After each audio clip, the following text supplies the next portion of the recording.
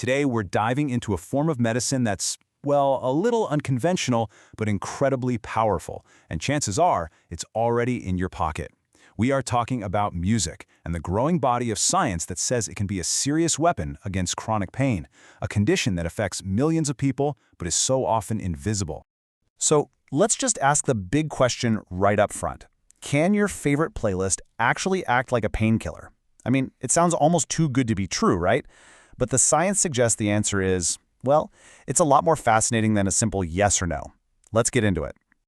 First things first, we need to wrap our heads around the sheer scale of this problem. Chronic pain isn't just a symptom you have for a little while. For so many, it's a silent epidemic that completely reshapes their lives. Just look at that number, 1 in 5 adults, worldwide. Let that sink in for a second. That's 20% of the entire adult population of the planet. This isn't some rare, niche issue. This is a massive public health crisis that's affecting our friends, our families, maybe even you. And this is so important to understand. Chronic pain is never just about the physical hurt. It's this relentless, grinding condition that just wears people down. It often drags anxiety and depression along with it. And that desperate search for any kind of relief can, tragically, lead to a really high risk of opioid dependency. Okay, so we've got this huge, complicated problem. Where do we even begin to look for better solutions? Well, this is where our unlikely hero enters the story: music. You know, the absolute beauty of music as a tool for therapy is its simplicity. It's not a pill, it's not some painful injection, it's not surgery. It's completely non-invasive, it's incredibly cheap, often it's free, and pretty much everyone on Earth has access to it. And that is exactly why it's gaining some serious traction as a real, legitimate part of a modern approach to managing pain. And this quote right here, this is the absolute key. A major review of a bunch of studies found this incredible detail. The pain-relieving effect of music is way stronger when you choose the music yourself. That means your personal Taylor Swift playlist or your favorite classical piece is probably more powerful than any generic calming sounds track. The power is quite literally in your hands. Okay, this all sounds amazing, but how? How does listening to a song actually reduce pain? Let's pop the hood and take a look at the neuroscience of what's really happening inside your brain. So to get this, we have to start with this really foundational idea from the 1960s called the gate control theory of pain. Now, what it suggests is that there's a sort of neurological gatekeeper in your spinal cord. And this gatekeeper decides which signals get through to your brain, pain signals or other things. So think of it like this. Your nervous system is a busy highway. Pain signals are trying to race up that highway to your brain. But then you put on music. Suddenly, there's this flood of other information, melody, rhythm, harmony, lyrics, all trying to use the same highway. It creates a traffic jam at that neurological gate, and a lot of the pain signals just can't get through. It's like music literally turns down the volume on your pain. Oh, but it gets even better. It's not just about blocking signals. Music also changes your brain's chemistry. It triggers this amazing cocktail of neurochemicals. You get a rush of dopamine, right? That's the reward chemical. You get endorphins, which are literally the body's own natural opioids. And you get serotonin, which helps stabilize your mood. Your brain becomes its own little pharmacy. Now, this is where it gets really, really important for chronic pain specifically. See, long-term pain can actually rewire the brain's reward system, making it harder and harder to feel pleasure from anything. But what music does is it directly fights back against that. It relights those dopamine pathways, helping to restore the brain's natural ability to feel good again. And that is a huge part of recovery.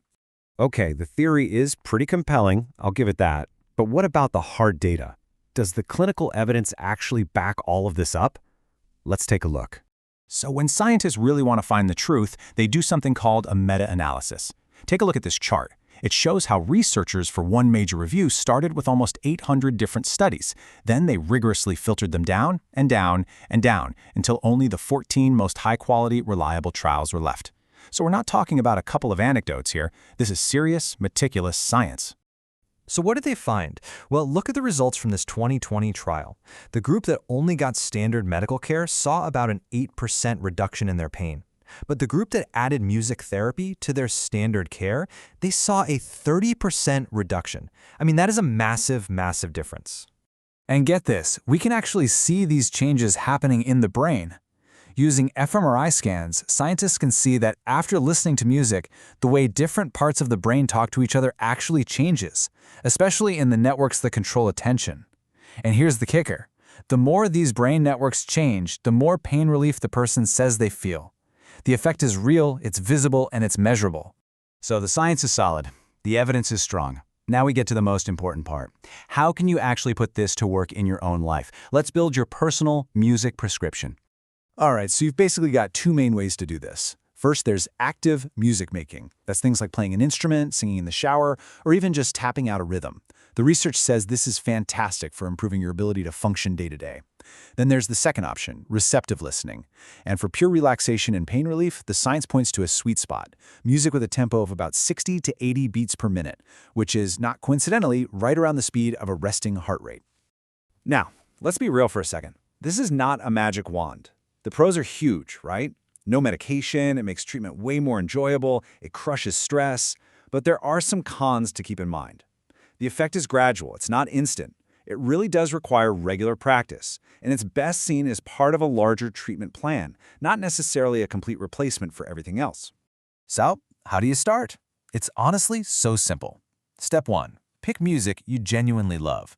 Remember that personal connection is the most important ingredient. Step 2.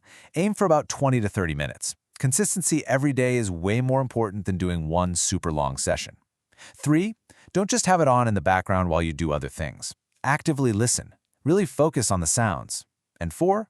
If you want an extra boost, try pairing it with some gentle movement or stretching. Seriously, you can do this.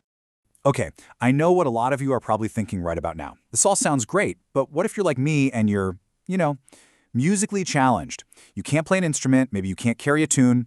Do you need to be a musician for any of this to work? And the answer is a big, loud, resounding no.